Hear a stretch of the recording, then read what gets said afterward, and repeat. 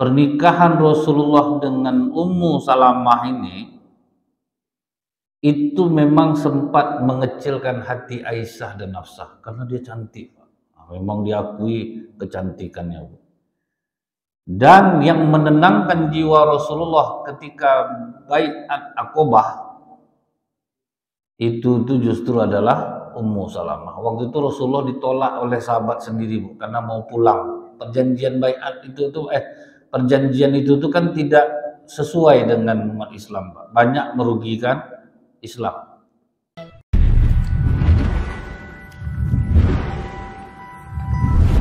Kita mendapatkan syafaat yang akhir kelak.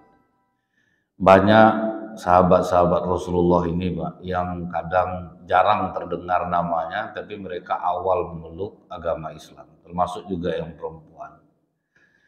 Salah satunya ini, Bu, namanya Hind binti Abu Umayyah bin Al-Mughirah bin Abdullah bin Amir bin Makhzum. Dia ini terkenal dengan nama Ummu Salamah. Kemudian suaminya ini, Pak, ini pun jarang terdengar namanya Abdullah bin Asad. Padahal dia awal memeluk agama Islam. Tapi, Bu, dalam riwayat disebutkan bapak dari Hind binti Umayyah ini dia seorang Quraisy, tapi gelarnya itu Zadur Rakib. Jadi bapak ini memang orang dermawan, Pak. Sampai dikatakan kalau orang bepergian, kalau sama bapaknya tidak perlu bawa perbekalan, udah ditanggungnya, semua pengeluaran dia yang menanggungnya. Jadi makanya bapak orang dermawan, akhirnya hati anaknya pun lembut menerima Islam. Padahal di awal-awal ini yang sering kita bahas, Pak. Kalau kita mau lembut hati kita ini, jadilah orang yang dermawan. Jadi anaknya pun lembut hati yang menerima Islam. Dan teguhlah lagi, Pak, setelah meluk agama Islam, ini bapaknya belum lagi nih, Bu. Anaknya meluk agama Islam itu teguh, kuat, tidak tergoyahkan. Dan perlu juga kita ketahui, Bu, apa kata Ummul Mukminin Aisyah, Hind binti Umayyah ini wajahnya sangat aku kagumi. Ibaratnya cantiknya itu di atas rata-rata pula, Pak. Dan itu diakui oleh Ummul Mukminin Aisyah. Udahlah cantik, iman kuat, disebabkan apa tadi, Bu? Bapaknya dermawan. Jadi bapak ibu yang dermawan, insya Allah anak pasti hatinya lembut, mudah menerima kebenaran. Jadi kalau misalnya anak bapak ibu sekarang ini bandel, payah dikasih tahu, coba introspeksi diri. Mana tahu entah bapak pelit pula, kan kita tidak tahu. Kadang ada orang ini sholat rajin tapi pelit kuat, ada juga tuh, Pak. Asal ada yang gratis itu paling cepat gitu. Tapi kalau kan dia yang keluar nggak mau dia. Jadi ajaran Islam ini, Bu, selalu tergandeng antara aqimis sholah wa atuz zakah. Itu tidak pernah terpisah. Rajin berzakat, sholat enggak bisa, sholat rajin berzakat kurang, itu pun enggak bisa juga. Kemudian, Pak, dia dan suaminya ini, Abul Asad bin Hilal bin Makhzum ini, waktu awal-awal Islam, mereka itu berhijrah ke Habasyah, tempat Raja Najasyi. Nah, jadi apa pengakuan Hind binti Umayyah ini, Bu? Kami pergi berhijrah ke Habasyah, dapat rajanya betul-betul raja yang baik. Padahal dia bukan beragama Islam. Agama rajanya Nasrani, tapi masyarakatnya membiarkan kami untuk beribadah dengan tenang. Merdekalah keadaan di sana. Setelah beberapa tahun di Habasyah, suami istri ini di Habasyah, mereka hijrah. Terdengar kabar, Pak, bahwa di Mekah sudah aman. Udah banyak orang Quraisy masuk Islam. Jadi berita hoax ini, Pak, udah lama, Pak. Yang menyebarkan berita-berita palsu ini. Sampailah ke Habasyah, wah, berarti udah aman Mekah nih. Baliklah ke Mekah. Sebelum mereka kembali ke Mekah, Bu, orang-orang Quraisy karena tahu banyak orang Islam yang berhijrah ke Habasyah itu, pergilah dia mengantarkan sogok. Apa yang disogoknya dengan kulit-kulit binatang yang bagus-bagus, pergilah Abu Sufyan untuk menyogok Raja Najasyi. Jadi suap menyuap ini bukan barang baru, Pak, dari dulu lagi. Tapi pas ditanya Raja Najasyi, maksud kau membawa kulit-kulit ini kemari itu untuk apa? Dijawab oleh Abu Sufyan, di sini ada beberapa orang kampung kami yang kemari. Mereka musuh-musuh kami. Tolong serahkan dia kepada kami. Apa kata Raja Najasyi? Bawa kulit kalian ini, bawa balik. Tidak diterimanya, Pak. Jadi kalau soal jiwa itu, Bu, ya, mau Nasrani, mau Hindu, mau Buddha, kalau memang dasarnya itu baik, tetap kuat baik. Jadi ini pembawaan diri dan memang tekad. Makanya korupsi itu tidak memandang agama apa saja, Pak. Yang baik itu pun tidak memandang agama apa saja. Tetapi sayangnya iman tidak masuk, itu aja. Seperti yang banyak berjasa nih, Pak, penemu listrik Thomas Alva Edison. Dia secara dunia kan bermanfaat tuh, Pak. Bisa terang orang lampu. Tapi dia tidak mendapatkannya di akhirat. Nah, itu aja yang sayangnya tuh, Pak. Amalnya bagus tapi tidak mendapatkan di akhirat. Orang-orang yang dermawan di dunia ini bagus semuanya tapi mungkin tidak mendapatkannya di akhirat. Begitu juga dengan kita, lebih parah lagi, Bu. Sudahlah dapat kesempatan untuk mendapatkan akhirat tapi tidak pula melakukannya. Lebih parah pula lagi kita. Udah jelas yang menyuap dan disuap sama-sama masuk neraka. Dia rajin sholat nih, Pak, tapi masih melakukan hal yang seperti itu. Jadi ini yang harus kita pahami, Bu. Raja Najasyi tidak bisa disuap, Pak, walaupun dia orang Nasrani. Bawa kulit kalian balik, jangan kalian ganggu orang Islam yang ada di sini. Dibelanya, Pak. Setelah mendengar kabar bahwa Mekah aman, pulanglah, Pak, Abdullah bin Asad sama Hind bin Umayyah ini pulang. Rupa kena prank, Pak. Sampai di Mekah berita itu tidak benar. Dikepunglah dia. Karena keluarga-keluarganya nih, Pak, mengamuk. Begitu mereka terkepung, sebelum baiat Aqabah, minta izinlah dia ke Rasulullah. Ya Rasulullah, izinkan aku hijrah ke Madinah karena aku dengar kabar udah ada sebagian orang Islam di Madinah. Padahal belum masa hijrah nih, Pak. Karena dia udah tersiksa sama keluarganya, ya udah, berangkatlah kau ke Madinah. Lihat teguhnya iman para sahabat, ya, Pak. Padahal bisa hidup senang-senang aja, Pak, kan? Nah, tapi gara-gara menerima Islam, mereka terusir dari kampungnya sendiri. Berangkatlah, disiap-siapkannya beberapa barang. Hind bin Umayyah dan Abdullah bin Asad ini mulai berangkat menuju Madinah. Bawalah anak satu. Anak masih satu, susah payah di dalam Islam ini. Jadi makanya saya heran juga kalau orang mengatakan kalau rajin kita sholat nanti murah rezeki kita. Sahabat Nabi kurang apa sholatnya itu? Hidup menderita. Jadi jangan sampai disangkut pautkan. Percuma kita rajin sholat, rajin kita puasa sunat, hidup macam ini juga. Jadi jangan itu disalahkan. Yang jelas aku sholat, ya Allah, aku beribadah kepadamu, terserah mau kau apakan aku. Mau aku sakit, mau aku sehat, mau aku senang, mau aku susah.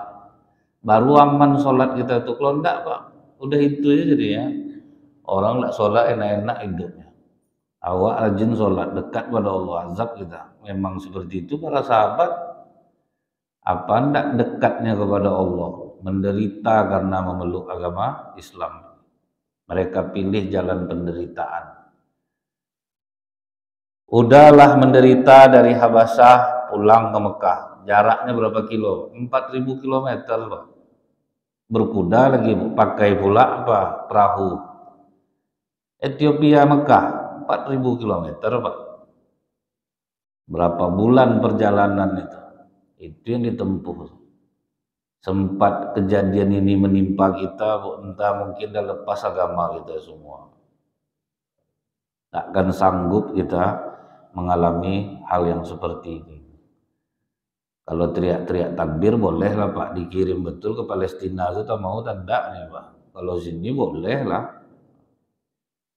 Nah, sempat nih ada perekrutan resmi dari pemerintah. Kita dilatih selama 3 bulan militer, diberangkatkan ke Palestina. Coba kita tengok berapa orang yang daftar. Kadang di luar dugaan Bu, yang preman-preman yang kita anggap tidak pernah ke masjid itu tuh kadang yang paling kuat begitu. Karena di zaman Rasulullah itu terjadi itu Pak. Yang dianggap berandal, bandel itu tuh yang mendaftar kadang.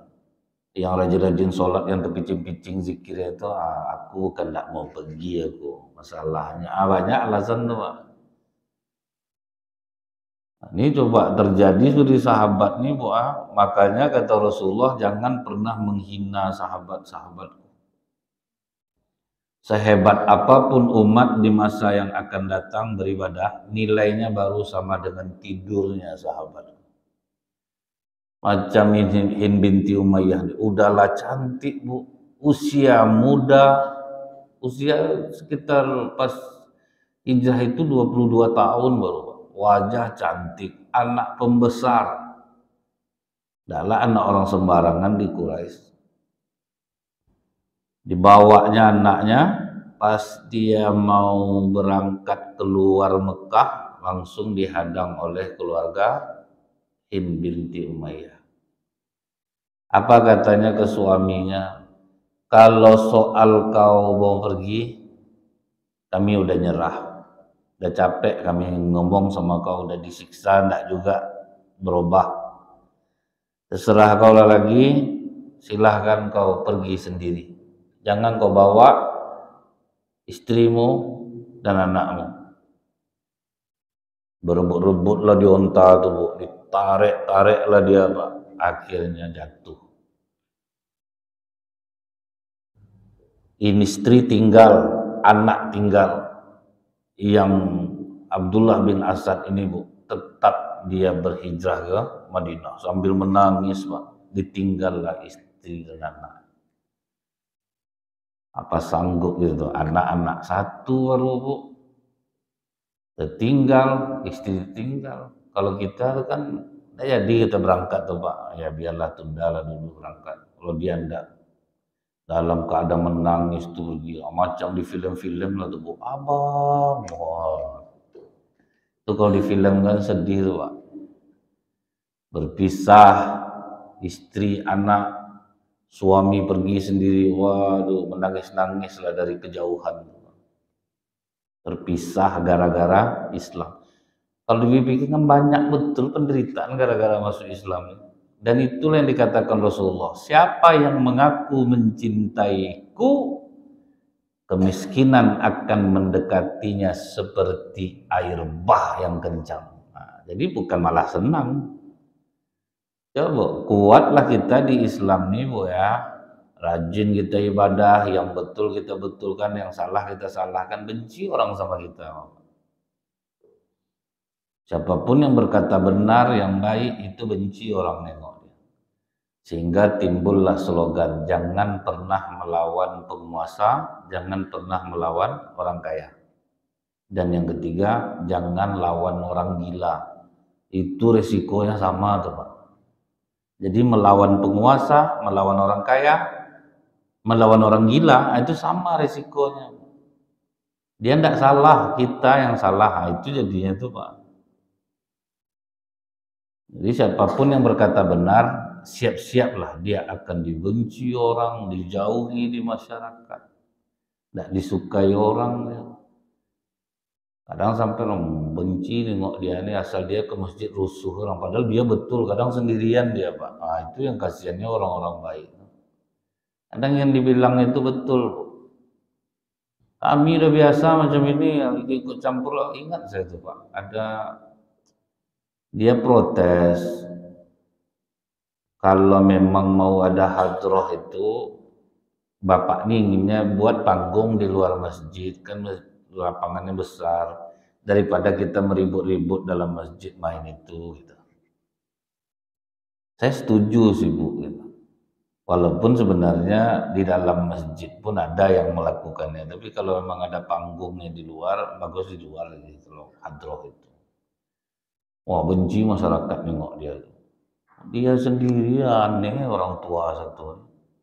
Sibuk-sibuk tentu arah dia, kita udah biasa. Nah, itulah memang itulah risiko. Benci orang sama dia. Misalnya kita pengajian nih Bu, ada yang terkena oleh ustadz nih, salah seorang jamaah, padahal dia tidak ada nembak jamaah tuh, kena dia pasti benci orang tuh sama ustadz tuh. Muak nengok dia asal ngaji aku ditembak terus, padahal tidak kenal. Tidak kenal, cuman dia aja merasa kan, karena jamaah memandang dia aja setiap kali pengajian. Atau pak tuh ibu tuh, itu terasa dia Pak. Padahal tidak. Dipisahkan dengan istri sama anak, dia berangkat sendirian sambil menangis. Apakah sampai di situ penderitaan Hind binti Umayyah? Ternyata tidak. Tahu dia keluarga suaminya ini bahwa istrinya tertinggal sama anaknya, datang pula keluarga suaminya. Kalian halangi istrinya sama anaknya ikut sama bapaknya sama suaminya. Kalian tahu garis anak itu turun dari bapak. Sini anaknya. Ditariklah anaknya. Anak ini keturunan dari bapaknya, bapaknya keluarga kami. Kalian ambillah perempuan kalian ini. Waduh, tambah menangislah Hind binti Umayyah. Bertubi-tubi cobaan itu Pak. Ini baru susah cari duit, mau bunuh diri orang sekarang. Banyak utang mau bunuh diri. Sedikit baru masalah mau melakukan hal-hal yang buruk. Ini udah terpisah sama suami, baru balik, baru dari jauh, bertambah penderitaan, bukan berkurang. Suami pergi, anak diambil, dan tidak bisa dipungkiri, kecewanya tinggi, tapi akidah tetap tidak goyah. Jadi jangan dikira dia tidak sedih lah, dia karena kuat imannya tidak sedih, tetap kecewa. Tapi dia bukan menyalahkan Allah, keadaan kok kayak gini gitu. Apa bukti kesedihannya Bu? Tiap hari di mana dia berpisah dengan suaminya itu duduk di sana menangis Pak. Waktu sholat sudah tuh duduk situ balik nangis balik. Itu berapa lama seperti itu? Setahun. Jadi bukan dia tidak sedih Bu. Dan dalam Islam tidak ada dipermasalahkan kita. Kalau mau sedih, ya terima kesedihan itu. Kecewa lah, yang tidak boleh meratap. Jangan sampai meratap, ya Allah mengapa kau berikan aku cobaan seberat itu, yang tidak boleh Pak.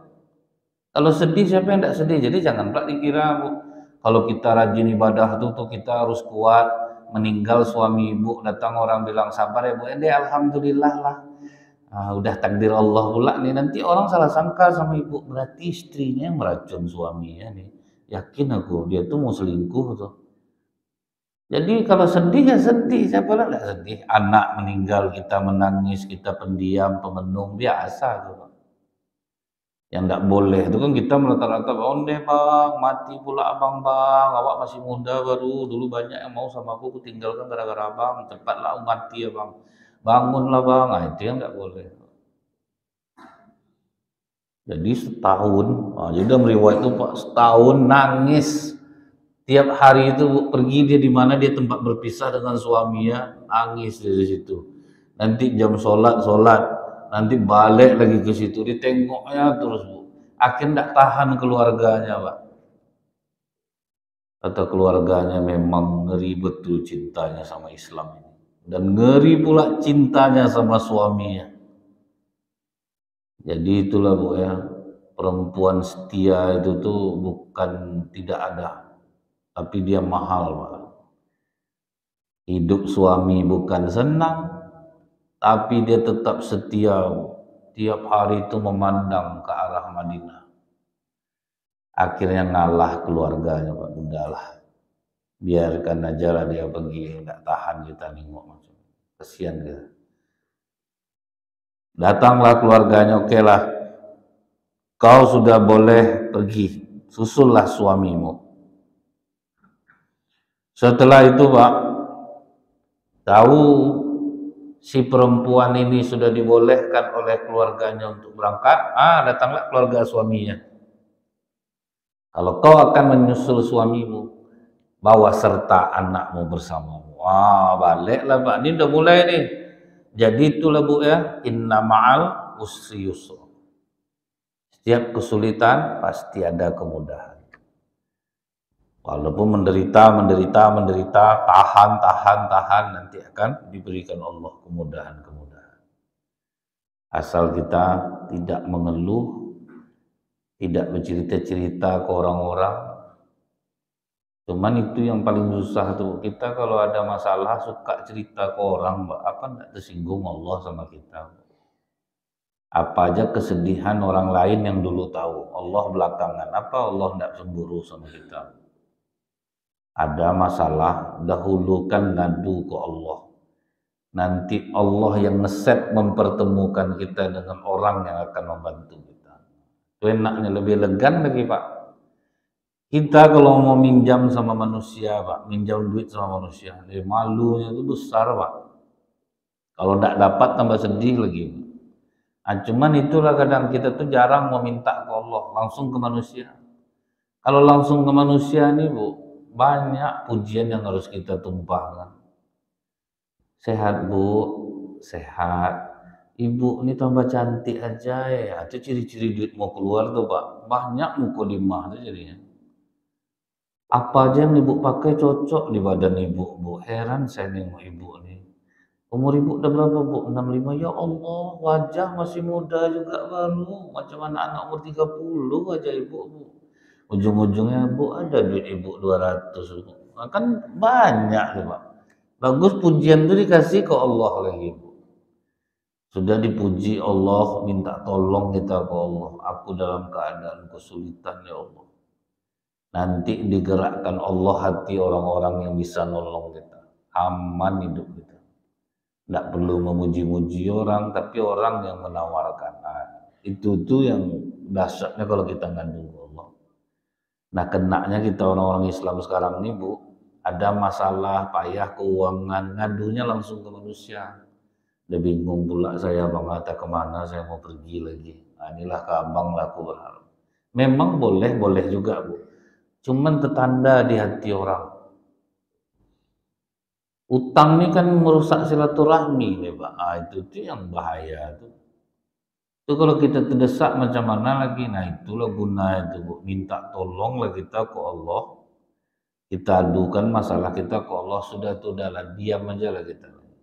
Paling tidak orang yang dimana kita berutang tuh ya udahlah, saya kasih kelonggaran dulu. Kan itu udah pertolongan Allah juga.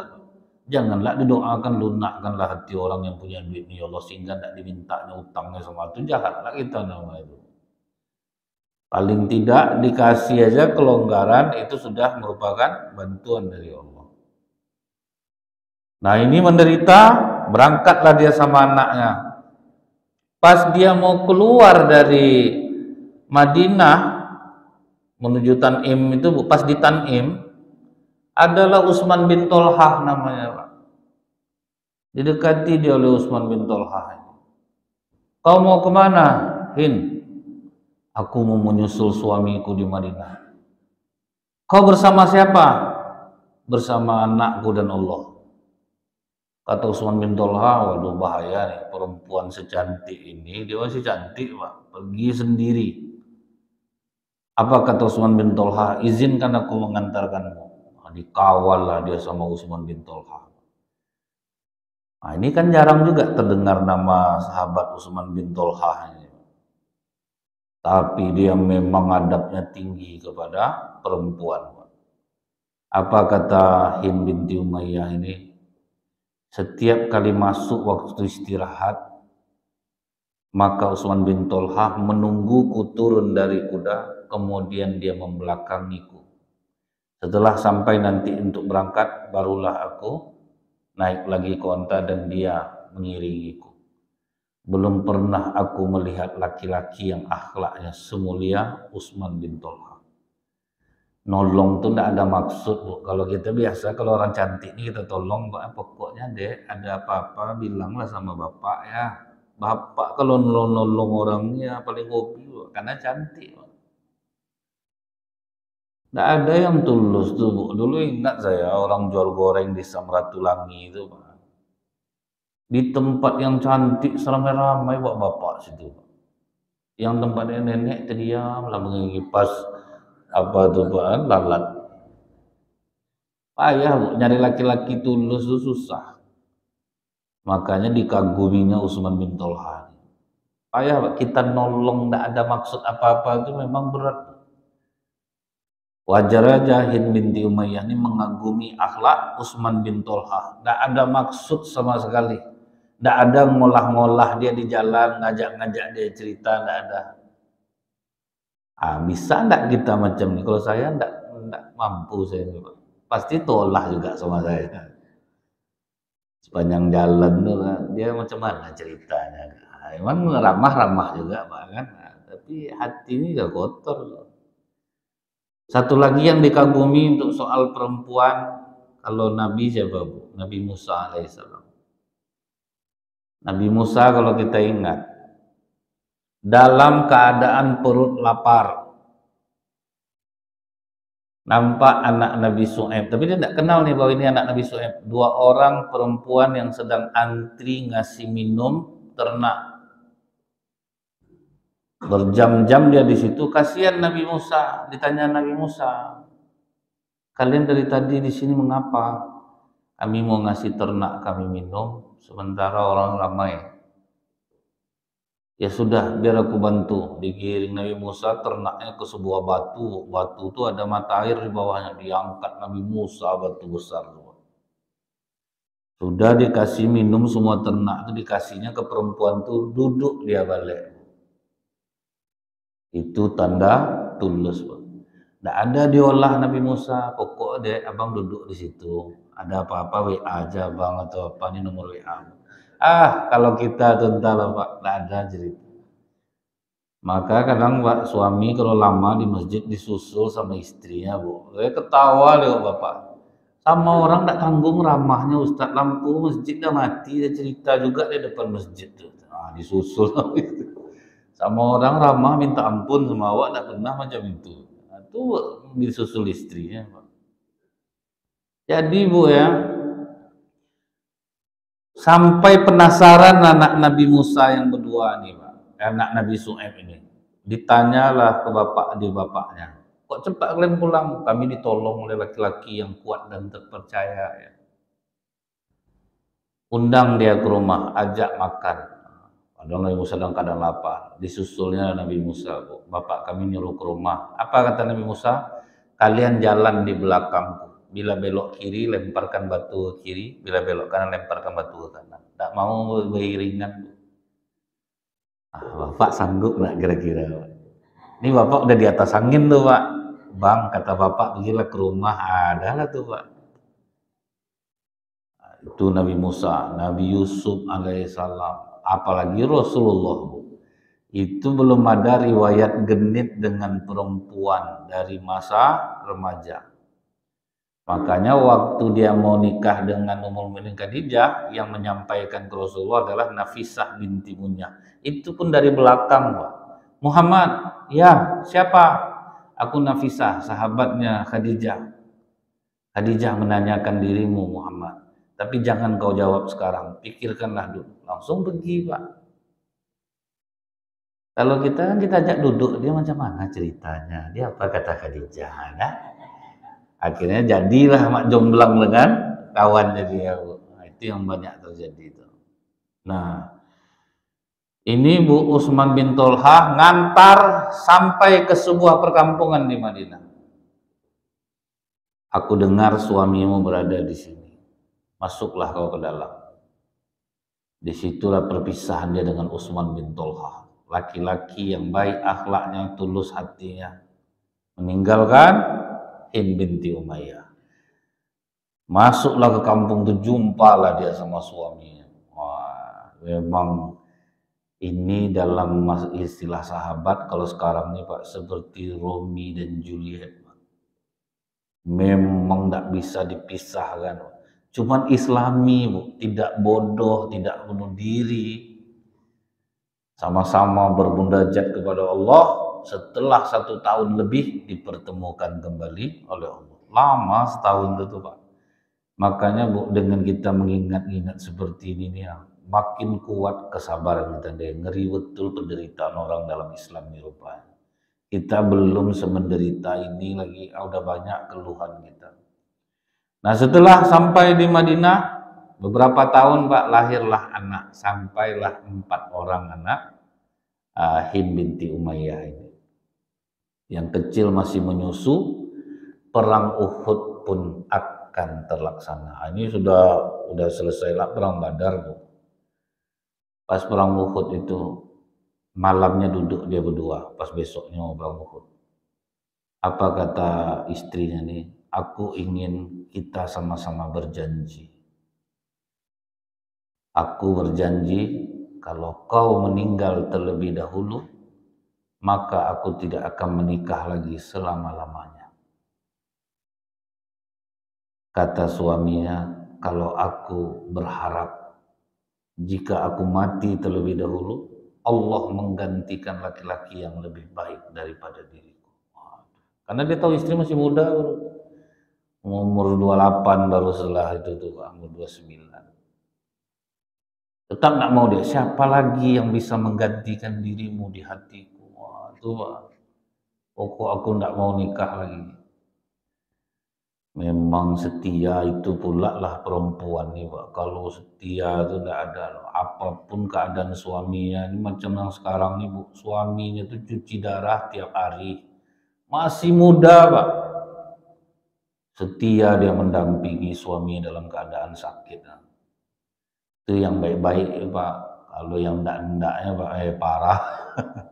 Kalau dapat perempuan yang baik itu pula dia kalau sembahyang jahat. Saya ingat tuh Bu, suaminya stroke bertahun-tahun, istrinya nih pejalan Pak, payah mau jalan, matilah Laida, matilah Laida. Ikhlas. Karena nggak bisa jalan-jalan dia Pak, bukan karena ikhlas. Dia tuh nggak bisa pergi jalan-jalan gara-gara nunggu suaminya. Udah 3 tahun lah dia nggak jalan Bu, matilah Laida, mati. Saya mau ketawa orang di rumah sakit. Ini dapat yang baiknya nih Pak, betul-betul enggak mau. Dan zaman sekarang pun ternyata ada. Kan sempat viral Bu, perempuan itu. Dia masih muda, cantik.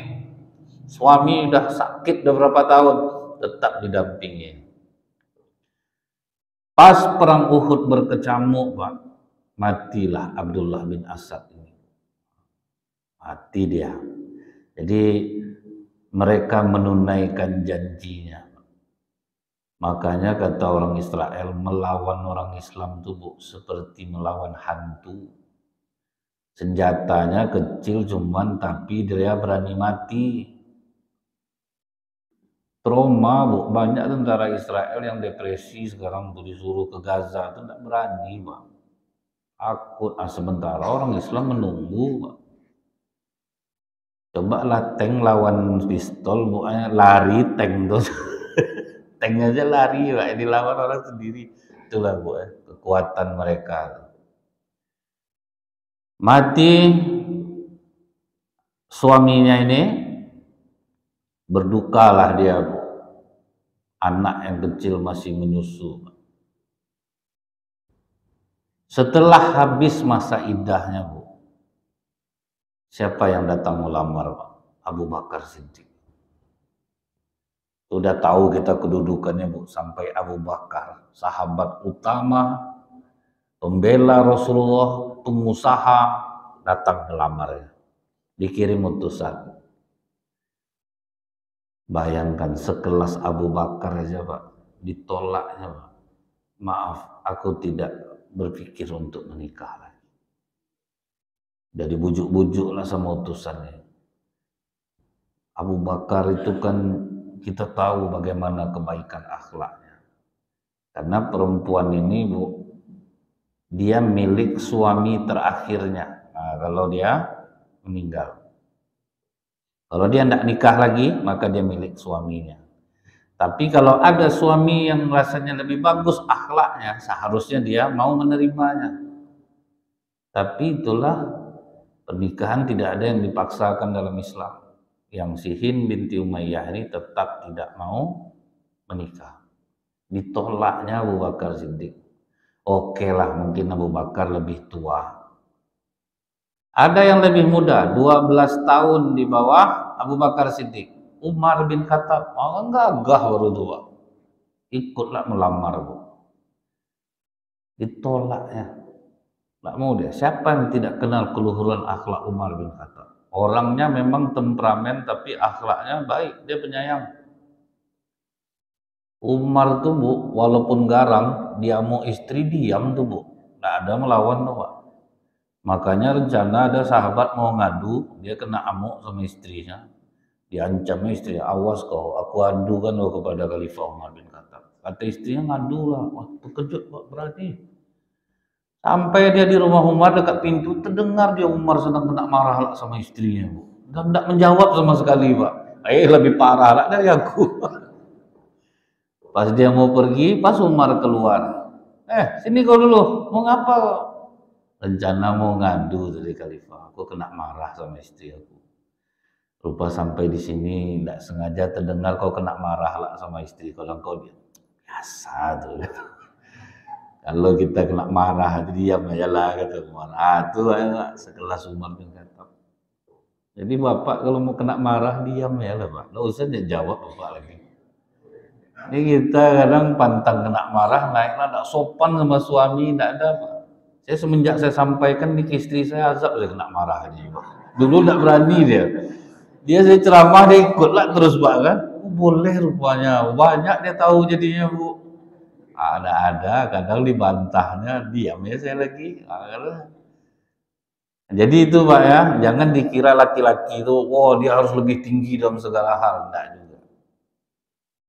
Nah kemudian Bu, setelah dia menolak Abu Bakar, dia tolak Umar, terakhir Rasulullah yang maju. Dan sahabat Bu, kalau untuk urusan perempuan itu tidak ada masuk-masuk ke hati orang. Kalau kita nih mau tidak bertegur sapa nih Pak. Misalnya Abu Bakar kena tolak, memohon dia ke Umar, kau janganlah maju, diterima, kau nanti malu aku kita berkawan. Tidak ada. Sahabat itu tidak ada urusannya macam itu. Terus dua-duanya tidak ditolak, terus Rasulullah lah yang maju. Tidak ada yang berdua nih ngomong lah, aku tuh lah malas tengok Rasulullah nih. Dialah yang maju, tentu diterima. Pas Rasulullah maju Pak, tetap ditolaknya Bu. Itu keteguhan hati.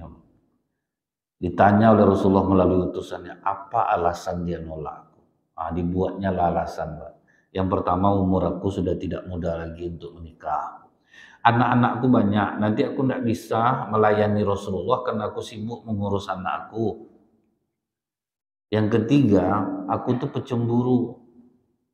Disampaikan alasannya ke Rasulullah. Rasulullah menjawab, untuk masalah umur, aku lebih tua darimu.